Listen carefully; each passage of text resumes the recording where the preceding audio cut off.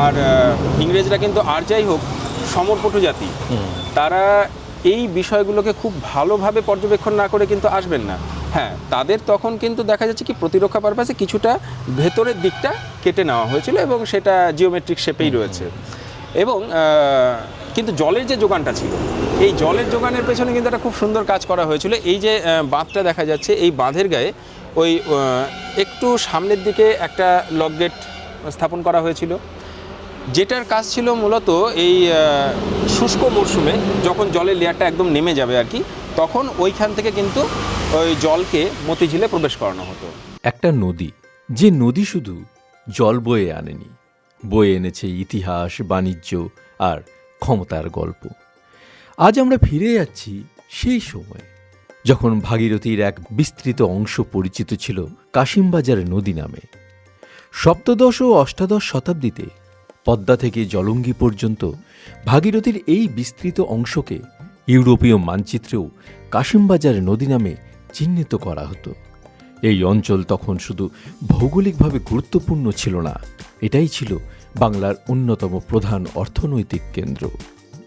মুকসুদাবাদ, যা পরে মুর্শিদাবাদ নামে পরিচিত হয়, এই শহর অতিক্রম করে ভাগীরথী নদী এক আশ্চর্য অশ্বক্ষুরাকৃতি বা হর্সু শেপড প্রবাহ তৈরি করেছিল। আর এই ভৌগোলিক গঠনই বদলে দেয় পুরো অঞ্চলের ভবিষ্যৎ। দস্যু আক্রান্ত বিপজ্জনক নদীপথ পার হয়ে যখন নৌযান এই অঞ্চলে প্রবেশ করত, তখন তারা যেন হঠাৎই পেয়ে যেত নিরাপত্তার আশ্রয়। এই প্রাকৃতিক বাঁক যেন এক অদৃশ্য প্রাচীরের মতো কাজ করত। এই অশ্বক্ষুরাকৃতি প্রবাহের নিম্নাংশে অবস্থিত কাশিমবাজার ক্রমে গড়ে ওঠে এক স্বাভাবিক ও সুরক্ষিত বন্দর হিসেবে। আর তারপর শুরু হয় বাণিজ্যের বিস্ফোরণ। পদ্মা, ভাগীরথী ও জলঙ্গি, এই তিন নদীর মাঝখানের অঞ্চল পরিচিত হয়ে ওঠে কাশিমবাজার দ্বীপ নামে। এই উত্তর বাহিনী গঙ্গার তীরে অবস্থিত কাশিমবাজার অনেকের কাছে বারাণসীর পবিত্রতার স্মৃতি জাগিয়ে তুলেছিল। আজও ছড়িয়ে আছে ভগ্ন শিব মন্দিরগুলি সেই অতীতের নিঃশব্দ সাক্ষী। কিন্তু শেষ পর্যন্ত ধর্ম নয়, অর্থনীতি এখানে প্রধান হয়ে ওঠে। নিরাপদ বন্দর, অনুকূল অবস্থান সব মিলিয়ে কাশিমবাজার হয়ে ওঠে এক আন্তর্জাতিক বাণিজ্য কেন্দ্র। সুব্রত দা হচ্ছে মানে আসলে এই মানুষটার মানে প্রচুর গুণী একজন মানুষ, মানে যাই বলবো কম বলা হবে মানুষ সম্পর্কে।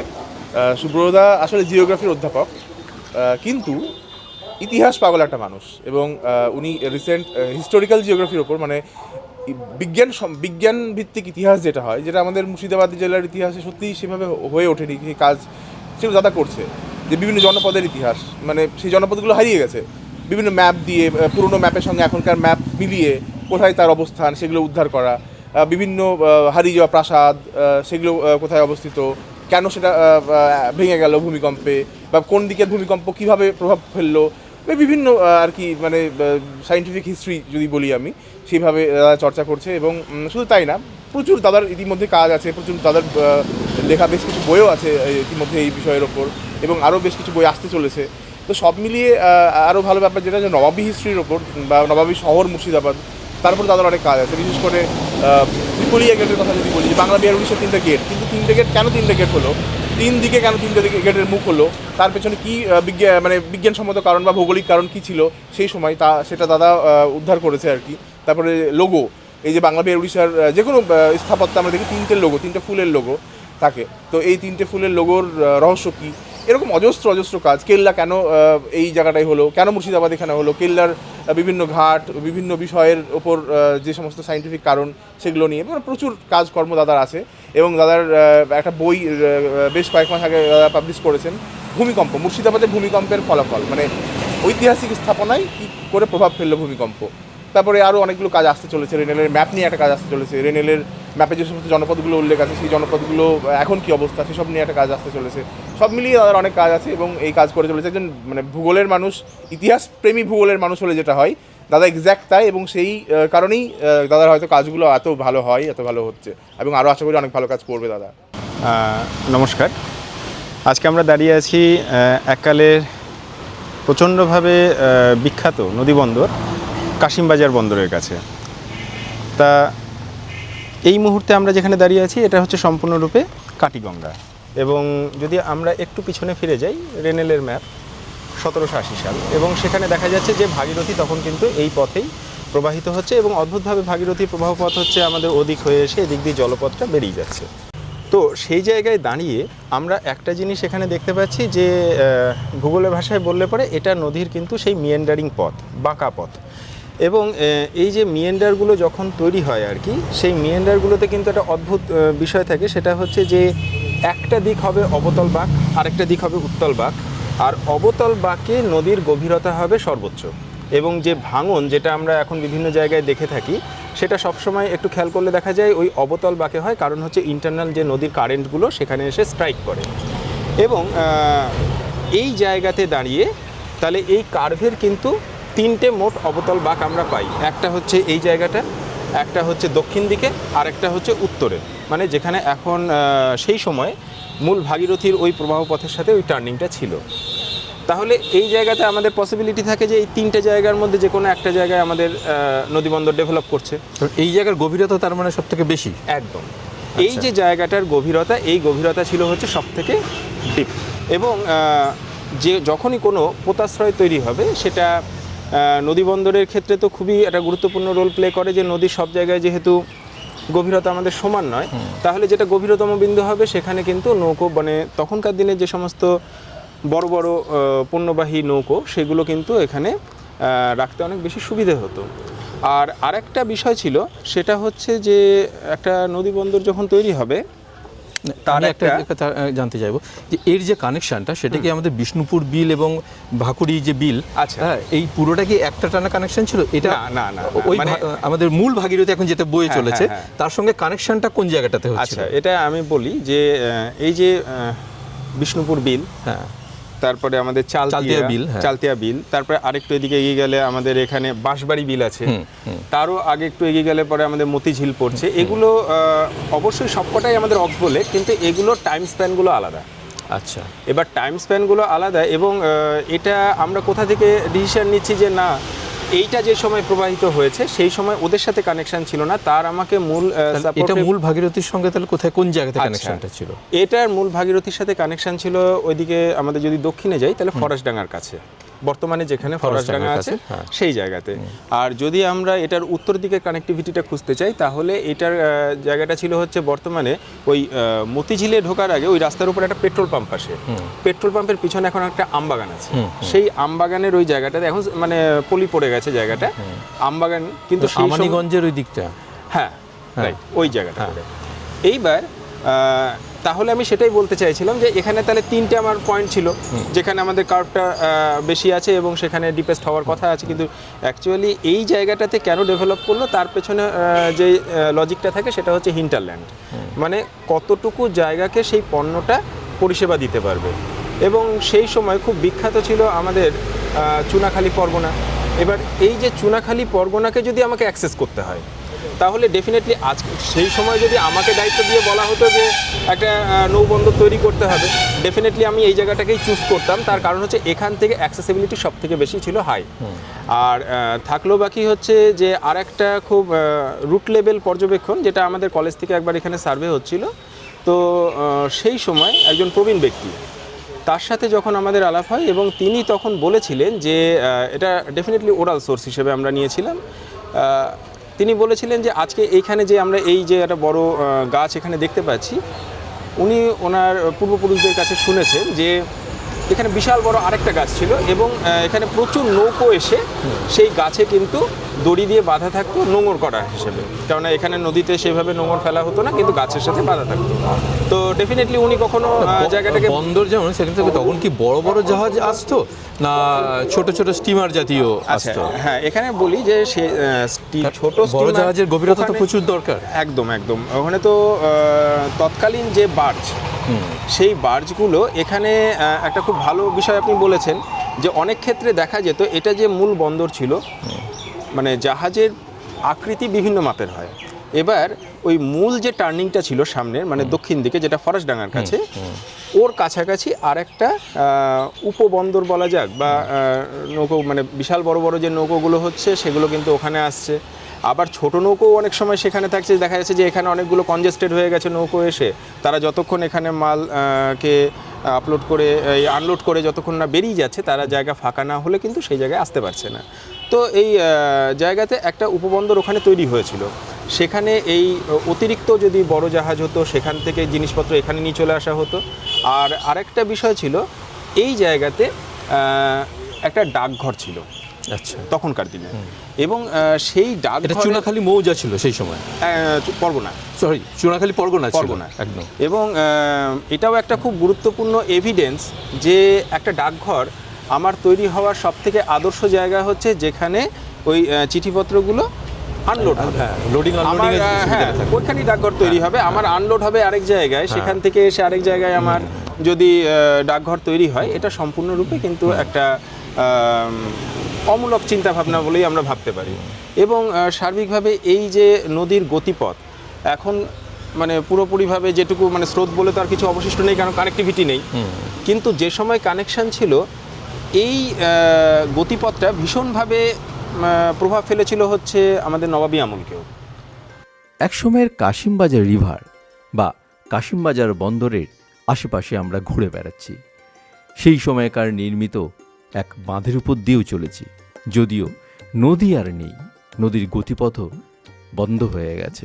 একটু এই সাইডটাতে দেখি তাহলে সেই সময় কিন্তু ভাগীরথী আমার ঠিক এই পাশ দিয়ে প্রবাহিত হচ্ছে, প্রবাহ দিক হচ্ছে এই সাইড থেকে এদিকে, এবং এই জায়গাটা হচ্ছে আমাদের সেই বাঁধ, এবং এই বাঁধকে ইউটিলাইজ করে আমার এই জায়গাটায় করে কিন্তু একটা লক গেট ইনস্টল করা হয়েছিল সেই সময়। এখন কি কোনো চিহ্ন আছে? হ্যাঁ আছে, এই জঙ্গলে ঢাকা, তো মেন এই চ্যানেলটার নিচে যদি আমরা নামি এখনো কিন্তু সেই কনস্ট্রাকশনটা আমরা দেখতে পাবো। এই যে ডাউনিশ এরিয়াটা, এই জায়গাটাতে আমরা যাব। মানে কাটিগঙ্গা থেকে একদম জলটা বের করার না, সেই সময় এটা কাটিগঙ্গা ছিল না, সেই সময় মানে এটা তখন তো মূল গঙ্গাই মূল ছিল। গঙ্গাই ছিল, এবং মূল গঙ্গার সাথে দুটো মেন কানেক্টিভিটি ছিল হচ্ছে মতিঝিলের। একটা আরেকটু সামনে আমরা গিয়ে দেখতে পাবো, সেখান থেকে জলটা প্রবেশ করানো হতো শুষ্ক মরশুমে, আর মনসুন টাইমে যখন সেখানে অতিরিক্ত মাত্রায় জল হয়ে যেত মূলত বৃষ্টির জন্য, সেই এক্সেস ওয়াটারটাকে তখন কিন্তু এই ক্যানেল হয়ে বার করা হতো। এবং ওই জায়গাটায় যদি আমরা একটু নামি তাহলে সেই ক্যানেলটাকে কিন্তু এখনো ওই বেরোনোর জায়গাটা দেখা যায়। এই হচ্ছে সেই জায়গাটা, এইটা দিয়ে জলটা বেরিয়ে আসতো, এক্সেস জলটা। হ্যাঁ এইটা দিয়ে বেরোতো, এটা দিয়ে বেরোতো, মানে না এখান থেকে গঙ্গায় পড়তো। গঙ্গাটা তো ওইদিকে আছে, গঙ্গা ওইদিকে আছে, তখন গঙ্গায় গিয়ে পড়তো, এবং এইদিকে জলটাকে গঙ্গায় পড়তো। আচ্ছা, এই জলটা আসতো কোত্থেকে?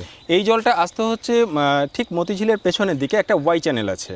আচ্ছা, ওই ওয়াই চ্যানেলের কাজ হচ্ছে কি যে একটা মানে শাখা দিয়ে জলটা কিন্তু ভেতরে যাচ্ছে, আর আরেকটা শাখা যেটা বাঁশবাড়ি বিল হয়ে, এটা কিন্তু খুব মানে ন্যারোনেস দেখেই বোঝা যাচ্ছে যেটা মানুষের দ্বারা তৈরি, এবং সেটা বাঁশবাড়ি বিলকে কাজে লাগিয়ে এই ওয়েটাকে বার করা হয়েছিল অতিরিক্ত জল বের করে দেওয়ার জন্য। ওখান থেকে কানেকশন ছিল একদম, এবং ওই জায়গাটাতে এখনো কিন্তু সেই স্কেলটা আপনি দেখতে পাবেন।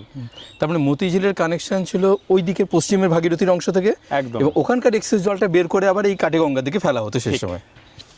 এবং ওই মাথায় ছিল হচ্ছে লক গেট, যে লক গেটটা এখন আর নেই। এখন 57 লেখাটা বোঝা যাচ্ছে। হ্যাঁ, এটা কি ব্রিটিশ আমলে তৈরি হয়েছিল? হ্যাঁ এটা ব্রিটিশ আমলে, এটা যখন আমাদের কাশিমবাজার রাজপরিবার ছিল। একদম একদম।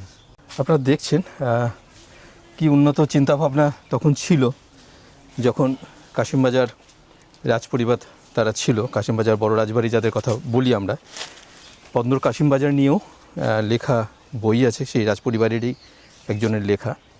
তো সেই খালে সেই কানেক্টিং যে জায়গাটা, সেখানে আমরা দাঁড়িয়ে রয়েছি, আর সুব্রতবাবু বলছেন এখানকার সমস্ত বিষয়গুলো, আপনারা শুনছেন সে কথাগুলো।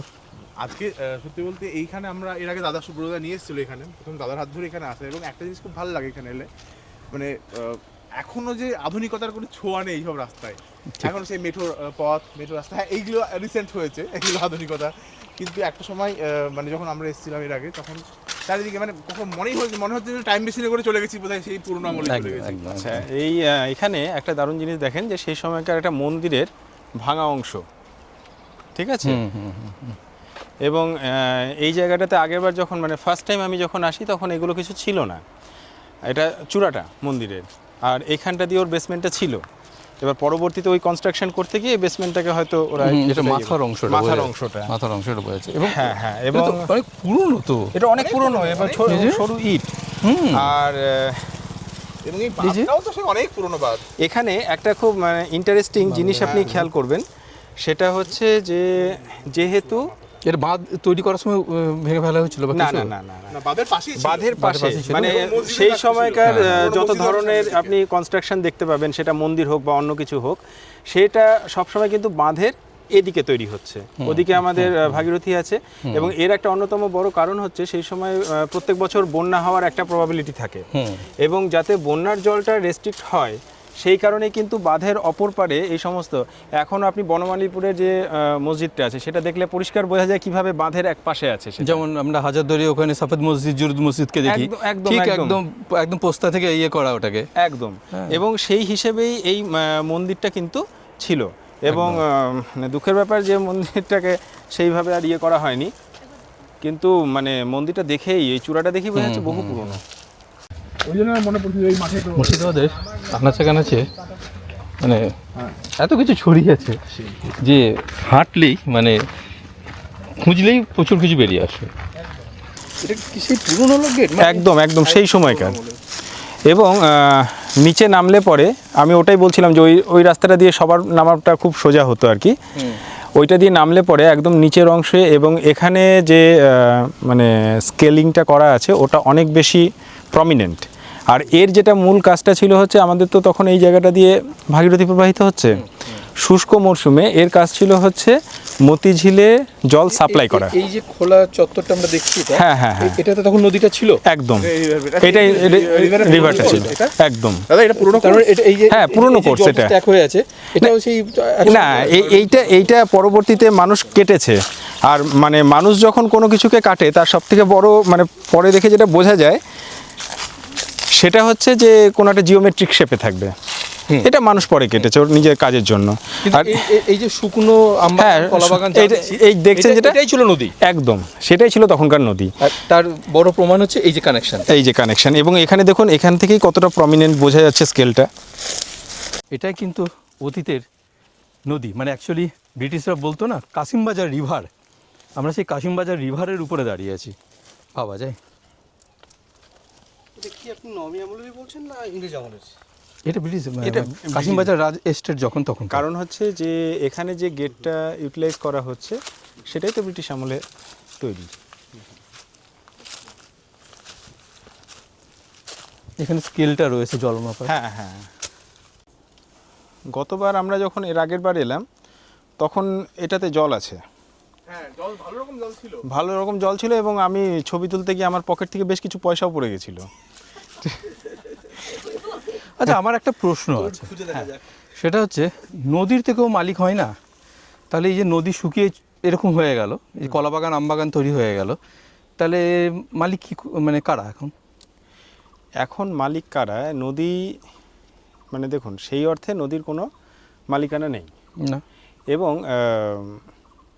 কিন্তু মানুষ যখন কোনো জায়গাকে বেছে নেয়, সেই জায়গা বেছে নেওয়ার মধ্যে তাদের ব্যক্তি মালিকানা কনসেপ্টটা তো অনেক পরেকার।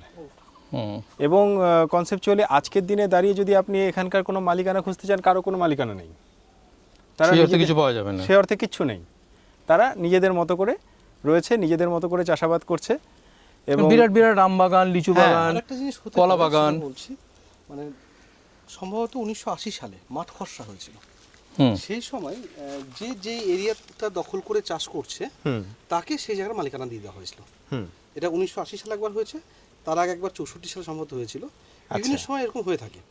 হ্যাঁ, যখন নদী ছিল তখন কেউ মালিক ছিল না, হ্যাঁ, পরবর্তী সরকারের জায়গা আছে। এবার হয়তো কখনো সময় একটা পাট্টা দিয়ে দেওয়া হয়েছিল মানুষকে ই করার জন্য, তখন যারা use করছে সেটা তাদেরকে হতে দেওয়া পারে। হয়েছে। যেভাবে আমাদের হিরাঝিলের ওই অংশটা দেখতে হ্যাঁ, পাই, হিরাঝিলের সব সবার কাছে পাট্টা আছে, সবাই কাছে পাট্টা আছে। দুটো প্রশ্ন মাথার মধ্যে বারবার উঁকি দিচ্ছিল।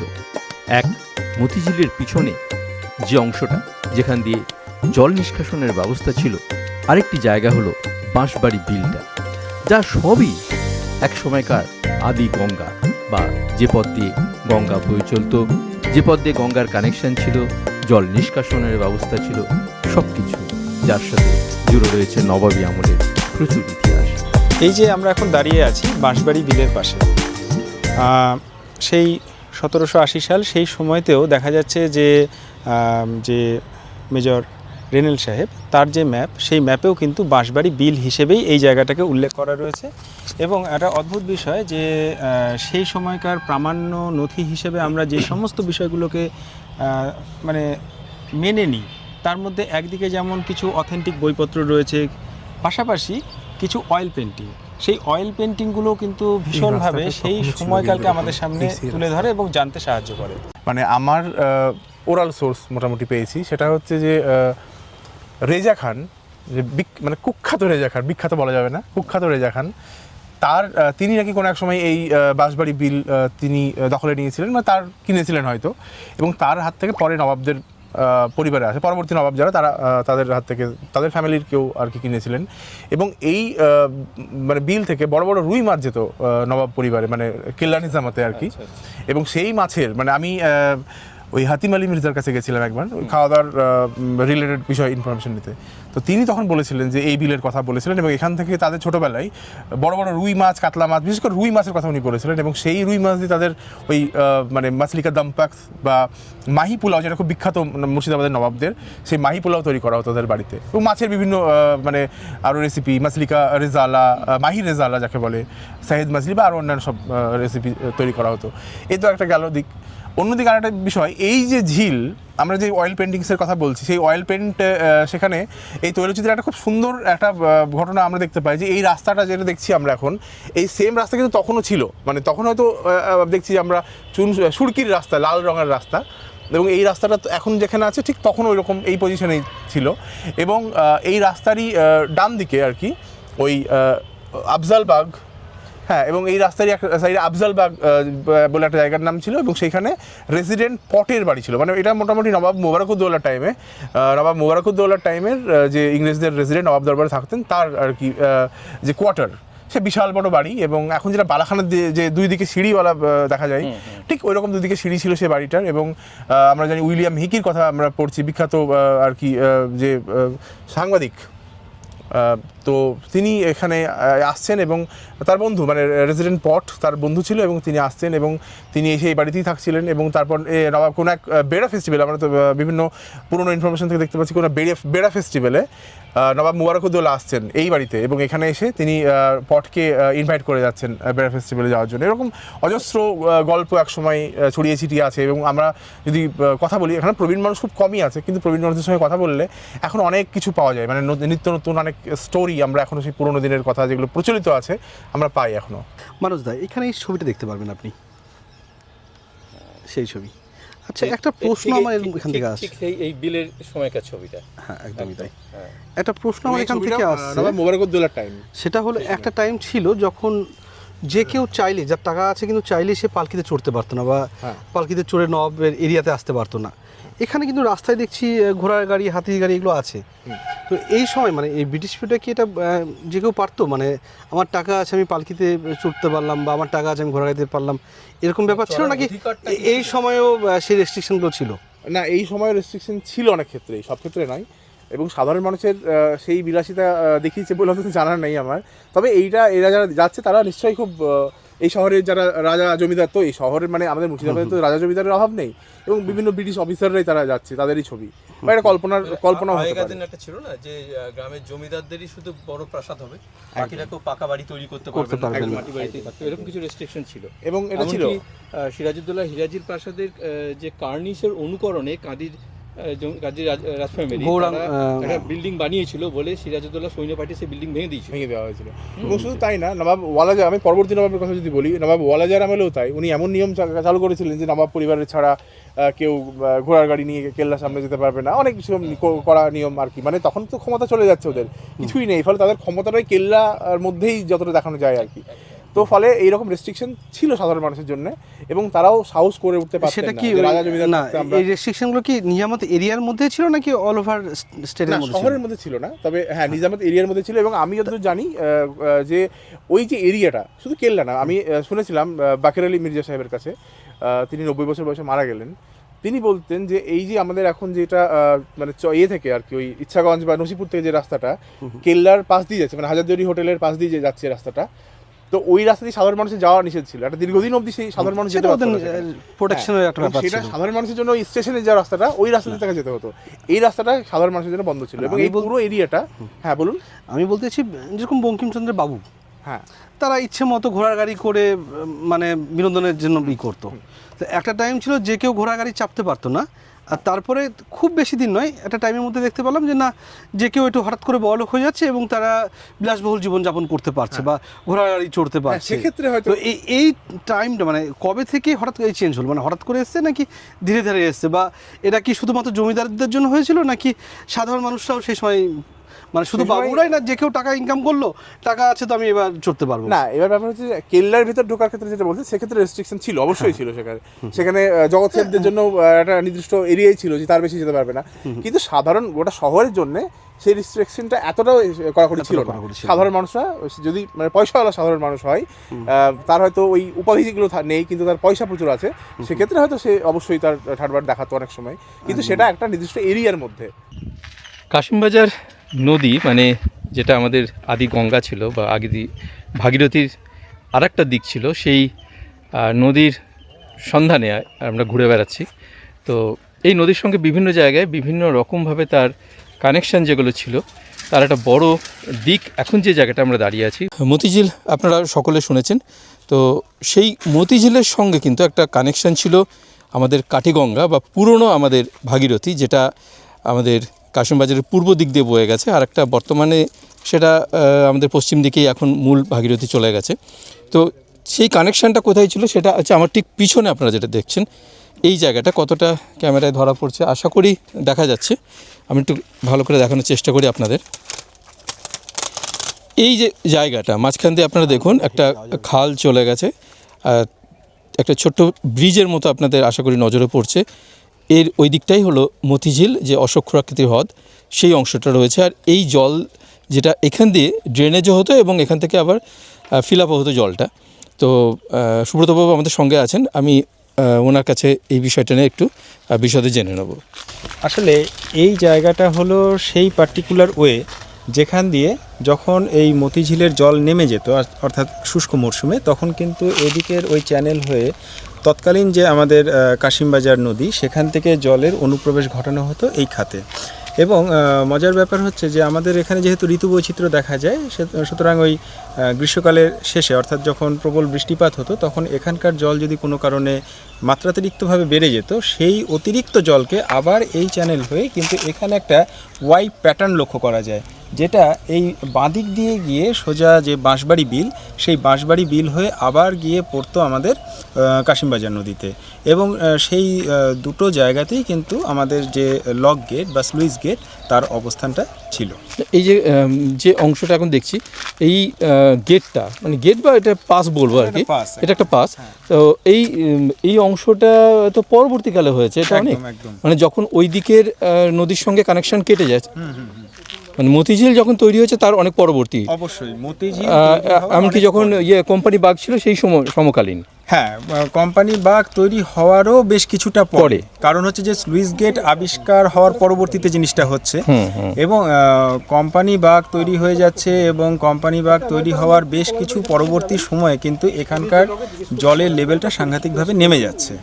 এবং যখন এখানকার জলের লেভেল নেমে যাচ্ছে, তখন এই বিষয়টা উঠে আসছে যে জল যদি আমার না থাকে, তাহলে আমার এখানে প্রতিরক্ষা বাবদ যে একটা পরীক্ষা, সেই কনসেপ্ট থাকছে না। তাহলে ডেফিনেটলি আমার সেখানে কিন্তু পরীক্ষা বাবদ এখানে জলের যোগান প্রয়োজন আছে, সেই কারণে সেই কারণেই এই ড্রেনেজ সিস্টেমটাকে পরবর্তীতে জেনারেট করা হয়েছে, যাতে ওই দিক থেকে জলটা আসে, এবং তখন ওই নদী তখন চালু নদী, একদম ওই নদীটা তখন চালু নদী।